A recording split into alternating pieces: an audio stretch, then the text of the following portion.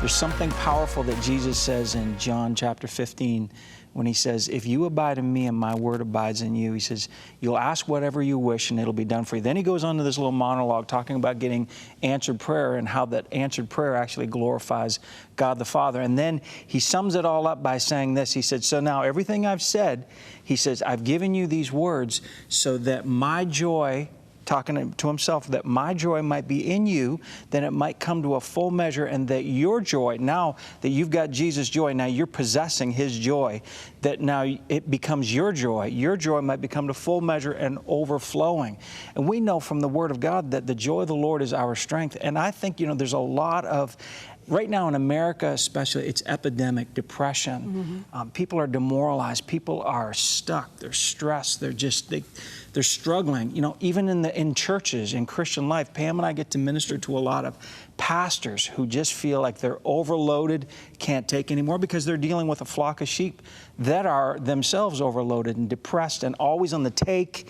And very few people are able to invest, because if you really don't have the joy of Jesus living on the inside of you, you've got nothing to supercharge and regenerate those cells. Models, they talk about one of the greatest things that they need to do a modeling shoot is they need to be hydrated from the inside out. So everybody can talk about all the creams and all the youth renewal stuff, but here's what the Word says in Psalm 103. It says that God satisfies our mouth with good things so that our youth is renewed like the eagles. And all the ladies in America said, I'm intrinsically interested in that.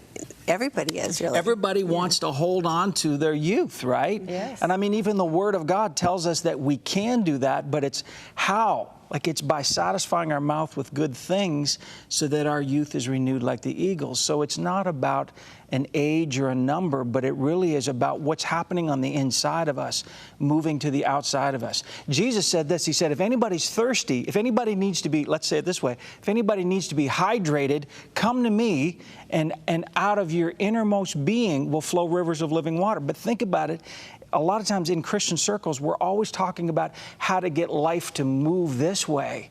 But Jesus never talked like that. He always said, I want you to come to me, and I'm going to teach you how to have life move this way. That's right. Life's going to move out. This is why we even preach the message, give and it shall be given unto you, good measure. Why do we do that? Because the kingdom way of doing things is to have life, the rivers of life, moving from the inside out. Like, how do how do the models get that look, that glow? They hydrate from the inside out.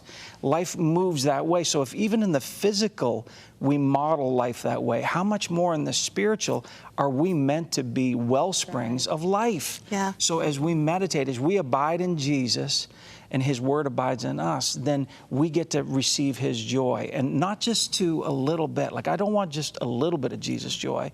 I want it the way Jesus modeled it in John 15 for us, that it be full measure and overflowing. And 100%. out of that place, that's where we minister. Right. That's right. Yeah, Wow. that is great. Like what you saw? Make sure to comment and like below. Hit that subscribe button for more content uploaded weekly.